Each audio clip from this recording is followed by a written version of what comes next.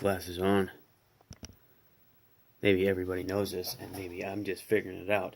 But this little chop saw, top cut off saw, does not do a great job when you do it slow.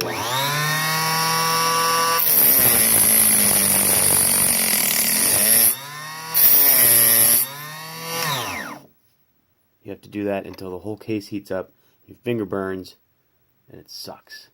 But if you do this, chop suey, it works just fine. Being that it was a single-digit dollar expense from Harbor Freight, I didn't think it would work out of the box, and it does.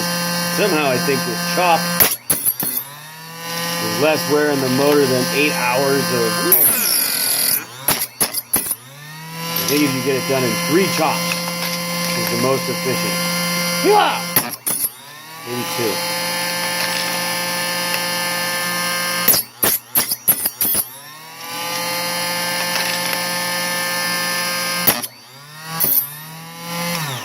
I don't know if you heard anything I said during the thing, but there you go.